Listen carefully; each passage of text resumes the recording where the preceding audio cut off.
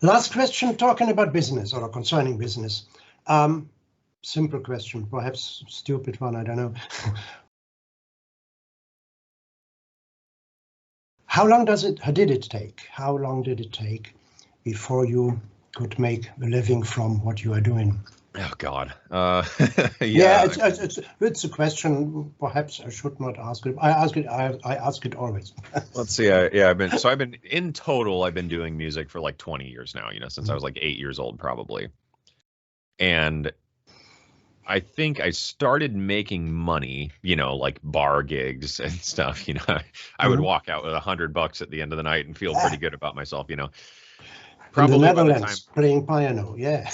Yeah, so by the 1970s. By the time I was a teenager, I was making bar money, playing gigs, getting tips or getting, the split of the door, whatever. And I think by the time I was in bands that were touring and doing stuff, I was maybe only making like $20,000 a year. So like technically I made a living off of it, but it wasn't like a great living. Because, and two, like when you're in a band, all that money, like it's not like I just had $20,000. All that money I was making goes right back into the band. We need gas for the van. I need new guitar strings. Oh shit, my guitar amplifier is broken. I got to buy a new one. So, by the time I had started, making a living off of it, I was still just broke all the time. So eventually, I quit music like altogether because I was so fed up with the music industry and so tired of it, and got a real job doing like web design and some stuff like that. And then once I came back into YouTube, it was probably about 1 or 2 years on YouTube that really started to open up opportunities for me. Because at first with YouTube, nothing happened. And then after maybe about a year, I built up enough subscribers and started getting enough attention from companies where they would hire me to do sample packs or sound design or, whatever. And then, because I've been doing YouTube for, I don't know, about 4 or 5 years now, I think. So probably in the last 3 years, I've been able to make a respectable living off like what I do. But to get to that point took, well over a decade. And I feel like, people might hear that and think, oh, if I start a YouTube channel today, in 3 years, I'm going to have all this cool, and it's like all this cool gear, all this stuff, my house, my car, like I live very comfortably. But in order to get to the point to where I was able to make YouTube work like that, you have to realize I had a ton of experience in a lot of different fields before I got to where I am now. And that was like, that was the big turning point, was once YouTube started to pick up a bit, I had established, and that was like, if I was just doing YouTube and just doing sound design or just doing music, I would not be able to make a living off of it at all. But by having, all these different avenues of income of YouTube and affiliate sales, my music, streaming and royalties and placements and that kind of stuff, the library music I've done that gets placed in, whatever project, and sound design, contracting work, video sponsorships. Because of all that, now I am able to like make a living off of it, and I don't have to work a day job. I still have a day job to some degree, but it's doing what I want to do rather than what I need to do now. So I think the old whatever saying it is of like it took me years to blow up overnight. I think that's really true. I don't remember who said that, but I think that's kind of the big takeaway for me, was just, it took me 10, 15 years to build up enough experience and build up enough of a thick skin to really understand what I needed to do to make things work. And like my YouTube channel sucked at first, it really did. But, you had to consider I was doing that on the side on top of working a full-time job. But eventually, as I was able to lean more into it, I was comfortable investing more time and more effort into it. And then eventually, because I had experience doing video work, it was like, okay, maybe I should start upping the production quality and use some of my video skills and video editing skills to make these videos look super nice. And now here we are, where videos take me like a week to make. But it takes a long time to make it successful in the music business. But I think ultimately you have to remember that the music business that's in your head is really not what like the music business is in real life. Yeah, sure. It's and it's weird. I don't understand why we collectively still have this vision of like rock stars. You know, those days are like way done. Those days have been done for like 40 years. You know, you don't play a gig in a shitty bar and then some record label dude's like, "Oh, we're gonna, you know, got a cigar. We're gonna make you big, son. Yeah, sign here." Like that doesn't exist anymore, you know, even and like you don't need a label anymore either, kind of like you said with social media. That's a huge thing. Like now as an artist, you have so many insane tools to put things in motion, but to learn to use them effectively, you still have to go through all of the, you know, just disgusting low level junk, and you know, you have to get ripped off a bunch to learn how to not get ripped off. You have to do a couple bad shows to learn to not play bad shows. You have to make a couple really crappy records to learn to make a better record.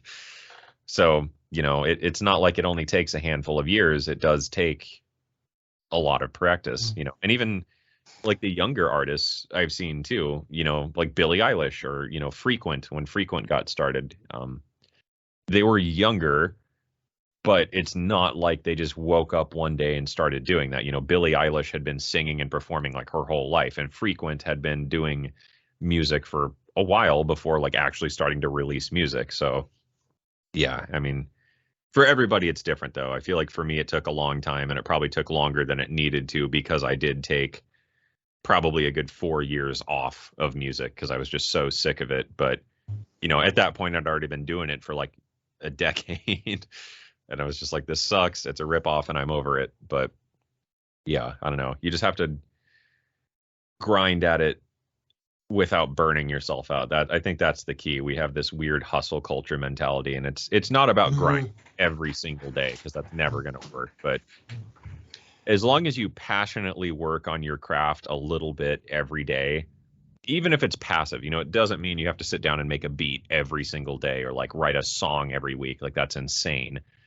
But, you know, go out and listen to some new music, learn a new scale, play with a new instrument.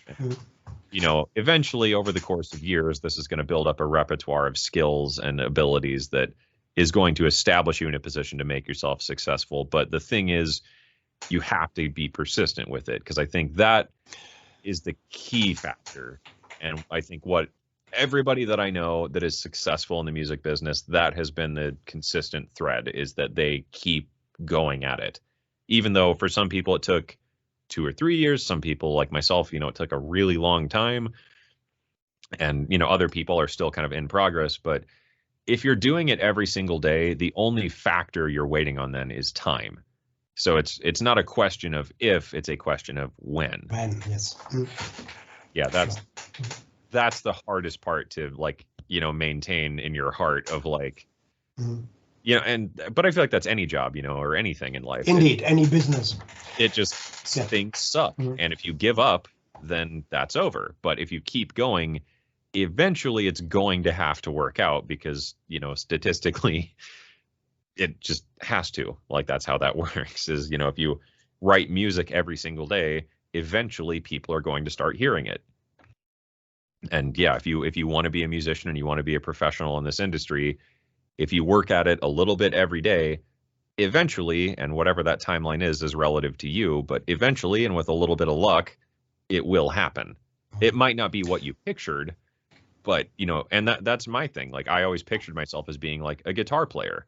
And big rock band. That was like the idea I had in my head. And look at me now doing like YouTube videos and, you know, like writing soundtracks for like little indie games and stuff like that. So not at all what I pictured. But again, inevitably, by keeping after it, besides that sort of big break I had, you know, eventually it worked out. So I think you just have to realize that you're on that timeline.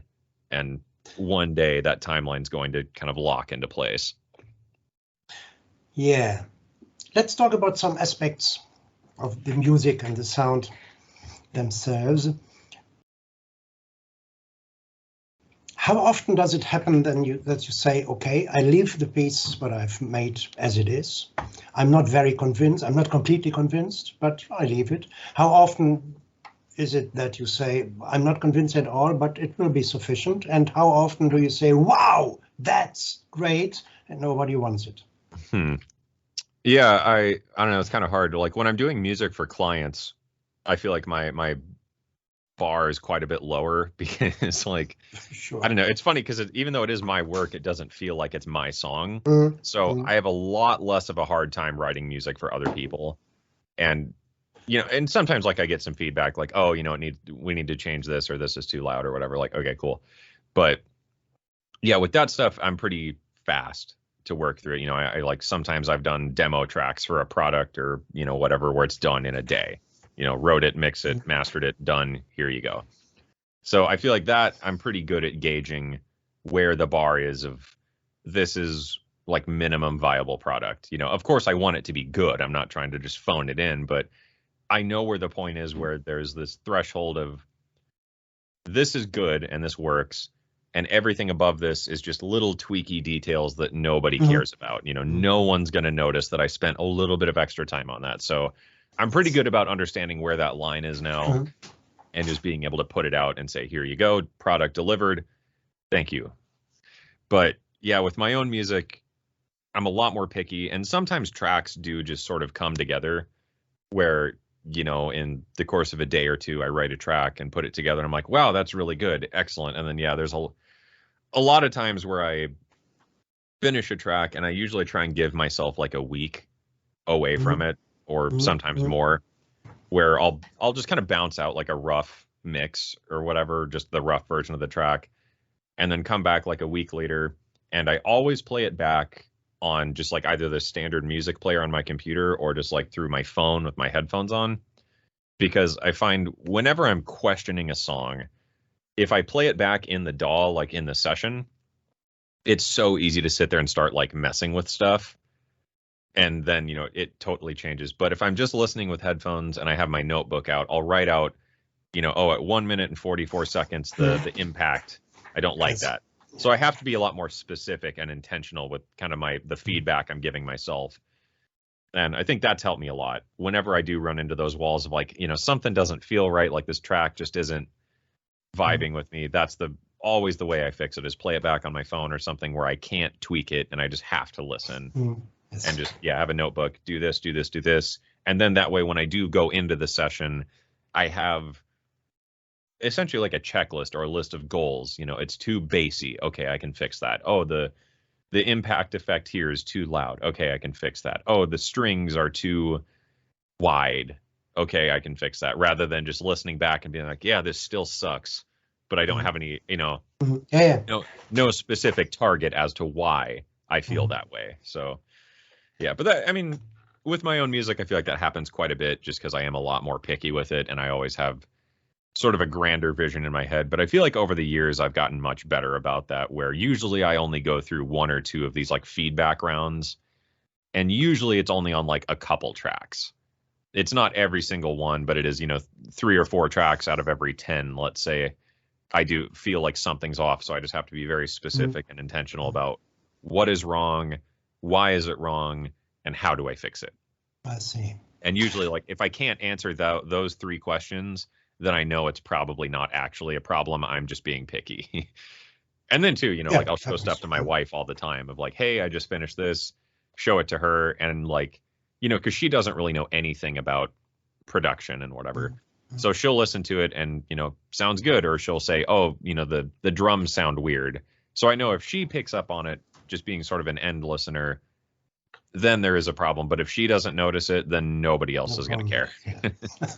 Right. But what does you inspire more when you start working on a track or on any kind of music? Hardware or software? It's not about what is more practical, but it's when do you, let's say, get more inspiration or more ideas or get faster into the process? Depending on what I'm aiming for, like I do have a lot of plugins, but I only really use like a handful of them. ever. So certain plugins do stuff that hardware just can't do, but often it does, like just kind of that one specific, I like this plugin because it has this one specific trick that it does. So I know if I need that sound, that's where I'm going to start. But more often than not, I start with hardware just because it's a lot more restrictive. So I feel like there's not as much option paralysis of like, oh shit, what am I going to do? Or like, and with the DAW too, once you have the sound, now you also have endless effects and processing you can do to it. Whereas with hardware, like some of my synths don't even have a reverb on them. So it's like, I just need to make a sound and roll with it. But I find that works a lot better because it's restrictive. So I don't get too wrapped up in like the details. Yes. It's also a little bit more intentional because I have to, it's committed to audio now. I can't just go back in and undo that. I have to record the whole track if I really want to change it. So I find it makes me be a bit more intentional about what sounds am I choosing and why. Does this really fit the vibe of the song? Does this really add something to the song? And then also it's nice to have just sort of a physical layout to work with, I find. And if I'm doing like a moving filter patch, it feels a lot better to do that by hand than it does with like an LFO and Serum or something. So yeah, I feel like there's just a different mindset and a different mental state that comes from starting a track with hardware. I mean, often in the end, I very much consider myself a hybrid producer where I do use a pretty almost even split of hardware and software. Cause again, there's software that, hardware just could never do. But yeah. And I feel like too, working from hardware, I also, I play with it all the time. So I always save new patches and new ideas. So I always have this palette of like new sounds. So I'm not usually when I'm designing sounds from scratch, I'm often just going through presets, but I've built up such a catalog of my own presets now on all these things that, I can open it up, find a patch I really like and start a track from that. And I feel like it's just it's a much more meditative state I find when working with hardware. Whereas software, it's a lot more active. There's a lot more clicking and things popping up. And it's, and that's how software works. UIs and stuff are designed to get your attention. Whereas hardware, it's a bit easier to just look at this box of blinky lights and twist some knobs and play the keys and yep, all right, cool, and then record, boop, boop, doop, doop, doop. So I find I work a lot better to actually make progress on a track rather than sitting there getting caught up in detail work. But sometimes too with hardware that does happen. Like my Waldorf Iridium especially, that's just such a ridiculously deep synth. So that one I definitely use more as a preset machine when I'm writing, but it is a nice sound design tool when I'm writing too, of like if I do need a specific sound, the Iridium does so much different stuff that I can do it. But something like my Novation Peak, much more restrictive, much more straightforward, and a lot easier to just make music with. Yeah. Well, one special question talking about aspects of music, modular generative music. Do you have a certain relationship to this kind of music? And let me just add a second question. Is generative music the end of a willful composing process? Yeah, I mean, generative for me is kind of it's just one of the like tools you have as a composer and a writer and whatever. So I'd use a lot of generative stuff, especially early on if I'm just trying to gather like ideas. I might run a generative patch that just kind of creates this soundscape. It might not be in time or anything. It's just this random assortment of sounds.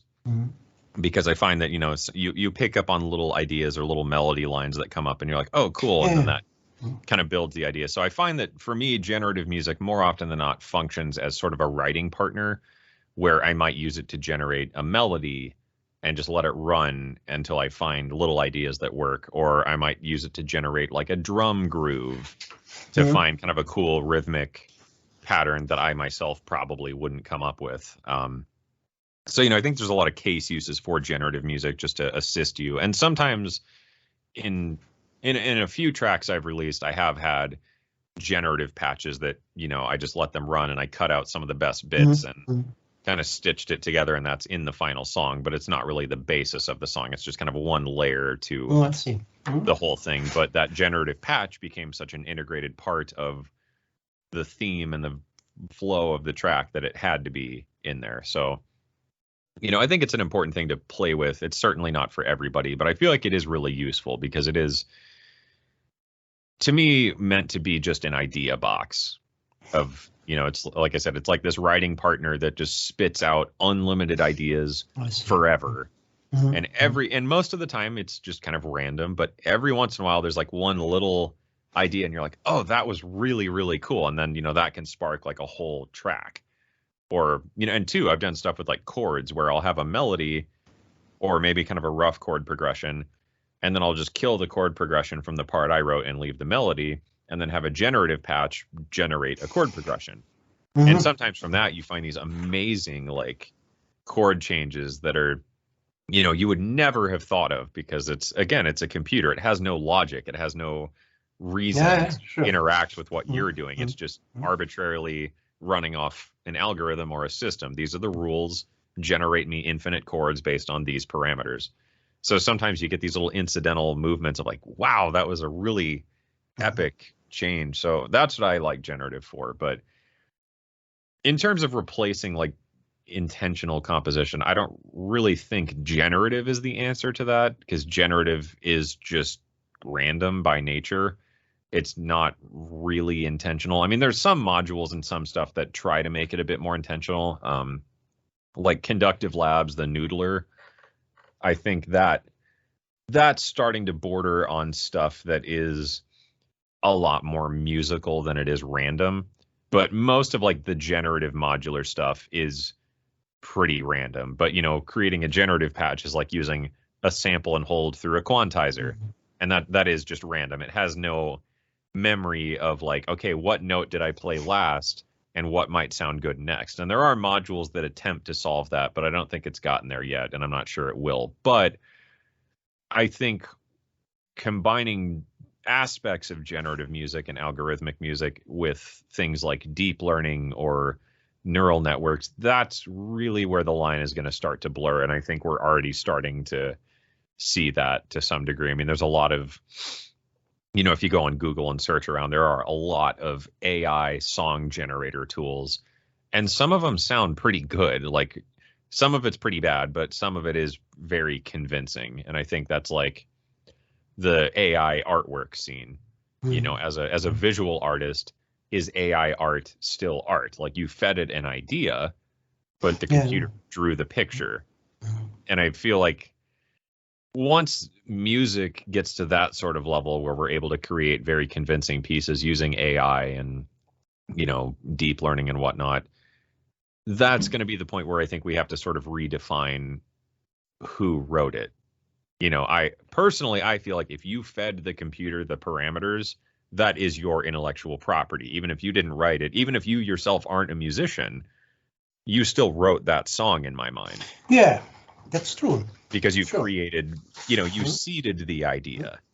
And the computer couldn't have done that if you didn't give it this set of parameters. But yeah, I think that's going to be a lot more popular going forward. And we're already starting to see a lot of AI integrated into music. Isotope has their Neutron and Ozone with AI mixing and mastering. There are AI chord generator tools that are really powerful. And I think probably within the next decade, I would guess, we're going to start seeing tools integrated into the DAW of like, I want to write a country song. And it'll say, okay, and spit out, or be able to spit out, here's a really common song structure for country music. And here are the most popular keys. So which key do you want this in? Oh, I want it in A flat. Okay. And it'll generate, here's a really popular chord progression for country music in A flat using this really popular arrangement. And I think, is that still your song? I would say it is, because you're going to add something to it. Or even if you use it as it is, I still think that's your intellectual property. You made it technically, but Yeah, and I think there's some cool stuff too with, I think it's called Orb Composer Suite. Yes. Pretty sure is the name. Stuff like that, I think, is really going to start to shape the future of music, and I'm really excited for it. I know it makes a lot of people angry and a lot of people upset to be like, computer music isn't music, man. And it's like, well, isn't that the same thing as saying, like, if you record an orchestra to, the gramophone, that's not real music anymore. Or, once we started using digital instead of tape, that's not real music, man. And I feel like we're starting to get this sort of grumpy old men thing of like, AI generated music isn't real music, man. And like, I don't know, I think that argument's kind of bullshit, because it is like, it is music, and someone did seed the idea. So, Yeah, one aspect will be how planful this seeding of ideas was. Yeah, I think it's going to be a good tool. Like, I could envision, and we're already sort of at this point with like the MIDI packs and all those things going around, where if you're an artist, you really don't need to know how to play an instrument to make a song these days. And I think that's great. I think that's really cool. It removes that barrier of entry for people like, like myself. When I was a kid, DAWs were still pretty crappy. Plugins were insanely expensive, and gear was just like, I couldn't afford it. But, getting into music now, there are free DAWs, there are free plugins, there's stuff like Native Instruments Start, which is a huge collection of sounds and stuff for free. There's free lessons on YouTube of like how to write and how to make music and whatever. And I feel like in the future, we're probably going to see that next step with AI of, I could see a kid who's a vocalist or something, they're a really good singer, really good, songwriter, but they can't play an instrument. And, maybe they can't even afford to go buy an instrument to learn one. Why not? But using AI, you could say, I have a pop song. Okay. And, here's a pop song for you. And you could put your lyrics to that. And that's such a powerful idea. And I'm really looking forward to seeing, where that goes, because I feel like in my own experience using generative music and stuff, I've had so many of those moments where it, just chills of like the computer generated this amazingly musical thing. And I think that's going to be really cool to be able to have a more realistic writing companion in your computer. Even if you were like me and grew up in the middle of nowhere and there's no one to write a song with, one day I think you're going to be able to have that in your computer of like, hey, I came up with these chords. What comes next? And your computer could say, oh, do this. And then what's a melody that goes with that? And your computer could spit out 10 different melodies that might work with this. And then, like that's a really powerful idea, I think. And that's going to be super cool when that does start to be more common. Inevitably, people are going to be mad and, complain, but I think that's the nature of the internet. So, yeah, sure. Whatever. Well, what are we going to see and hear from you in the second half of 2022? Well, I had another album I was ready to release, but that didn't happen because NAMM kind of snuck up on me. So I've got another couple albums of stuff I want to release. I have this project I'm working on, but now I'm already behind schedule on it, which sucks. So I'm kind of trying to figure out how to,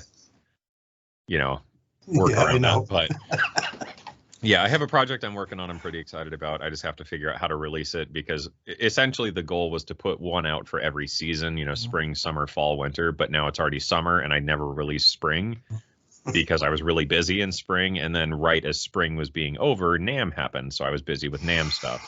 Yeah. So working on that. Got a lot of really cool stuff planned for my YouTube channel. I'm very excited about.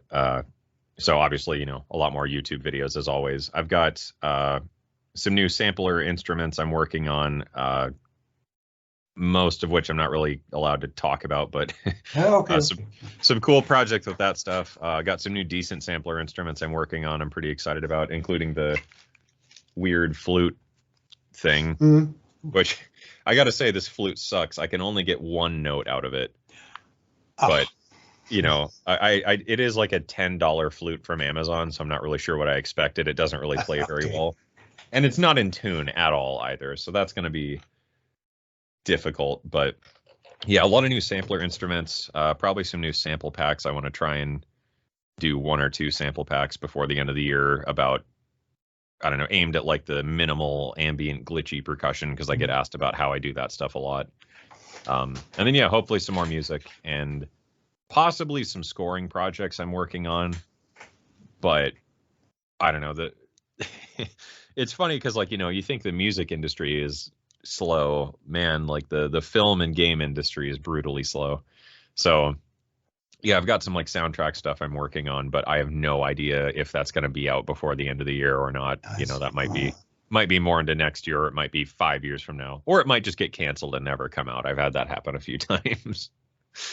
But yeah, so a lot of different projects, and hopefully more YouTube stuff, because I think I am kind of at that point where I'm probably done doing just random contract work. I'm kind of over it. All right.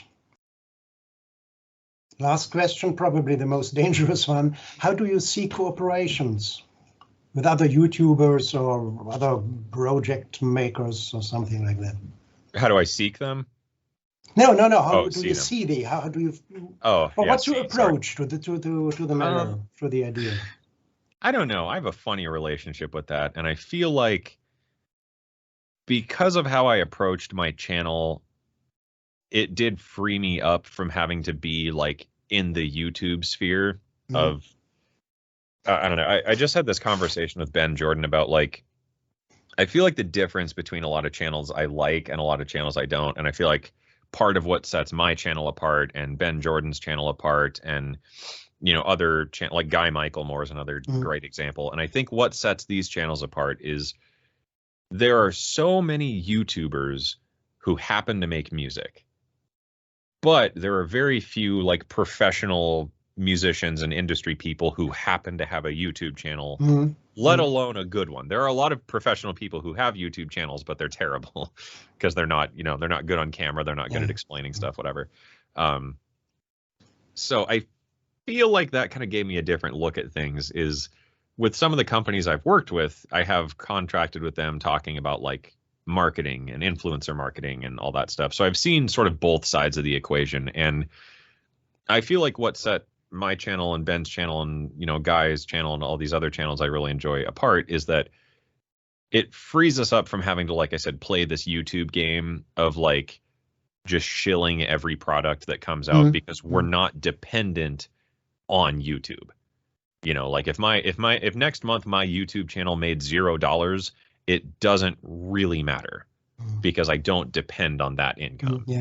So I don't have to do whatever's going to be popular and whatever is going to get views. Of course, I want to get views, you know, like I want to have a successful channel, but I'm not dependent on it. So when it comes time to make my content, I'm a lot more free to be like, oh, that would make for an interesting video. Or like, you know, I can look through YouTube and see, oh, nobody's really talked about this yet, or nobody's talked about this in a good way, so I should make that video.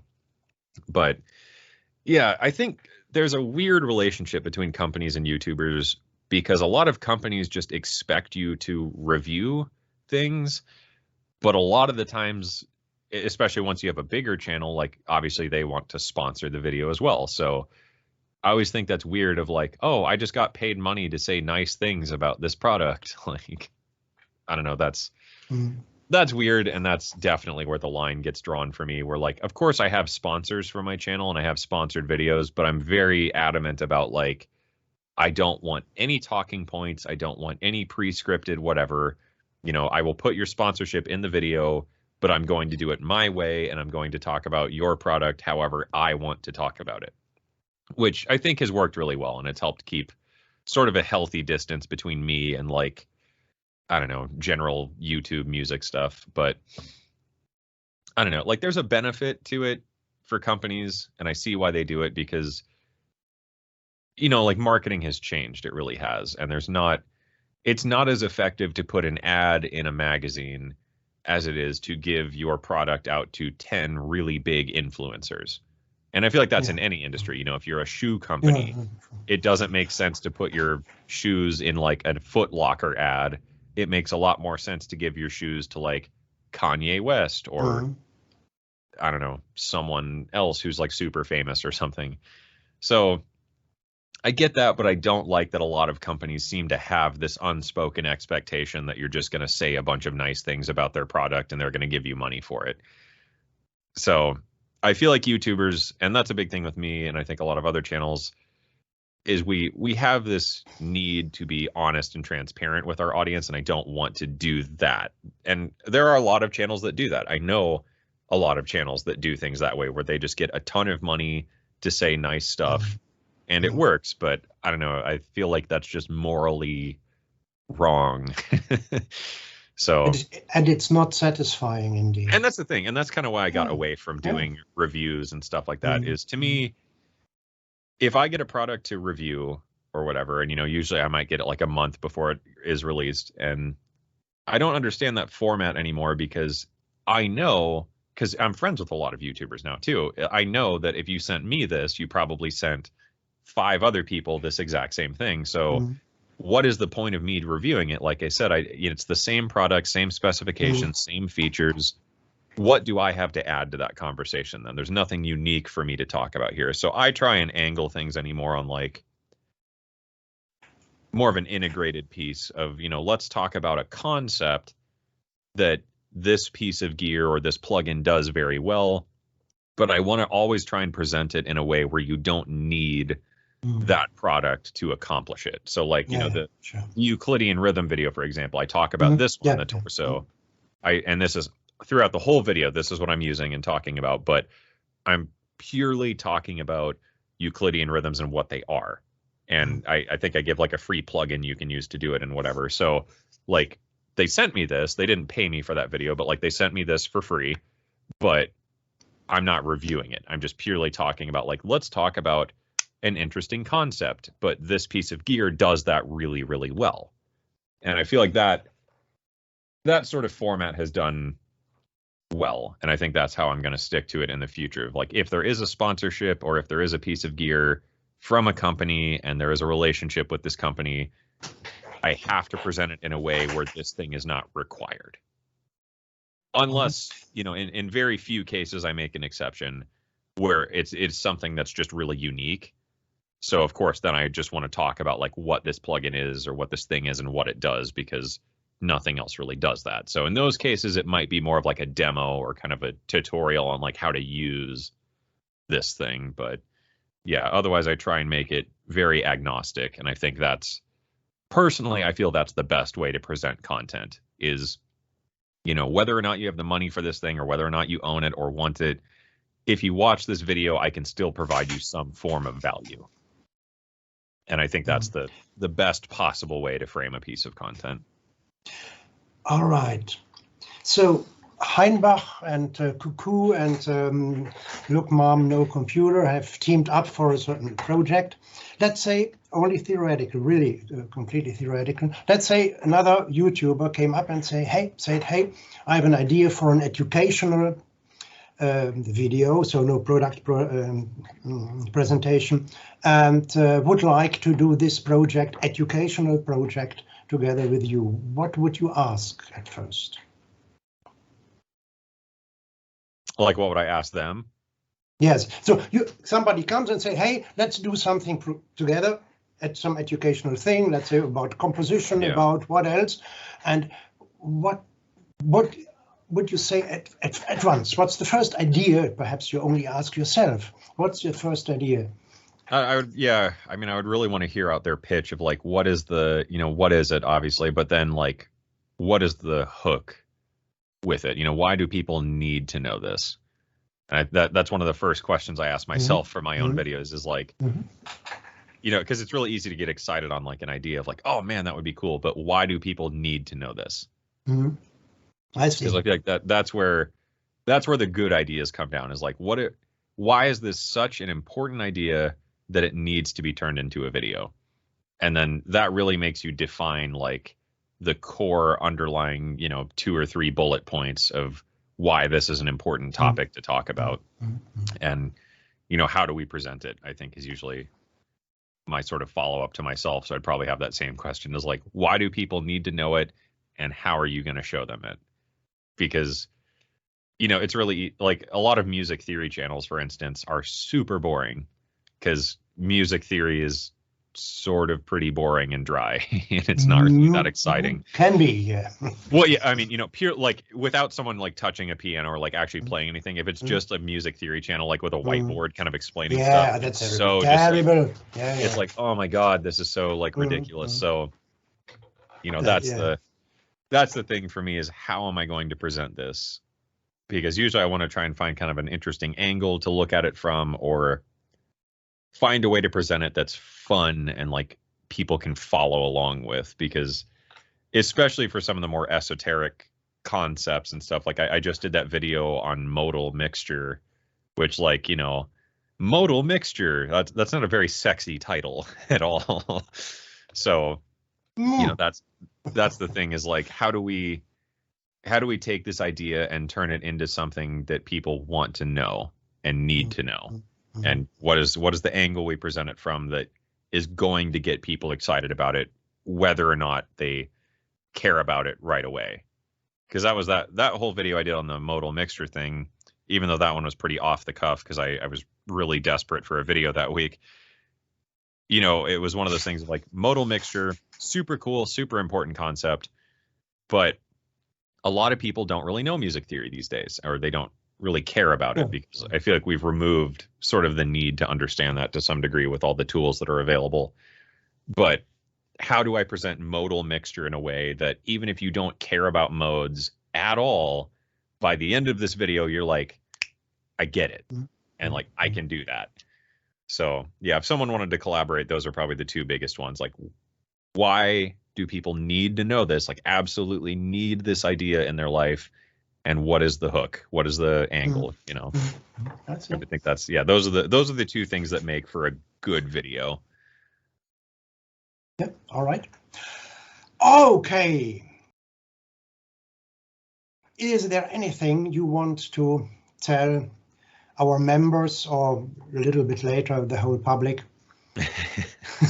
You know, go do something wrong this week. That's probably my takeaway. Always go do something outside your comfort zone, musically or otherwise. There's a lot of unexplored territory out there, and that's where a lot of the interesting ideas are. So yeah, you know, go take an idea and do it wrong or backwards or in a really unexpected way, because those are the moments where the most interesting parts of music and the most interesting parts of your own artistry happen. You know, if you've never tried field recording, just take your phone and walk around your house for an hour and record everything that makes a sound and try and use that to make a song. Or, you know, if you always use presets, try using no presets at all.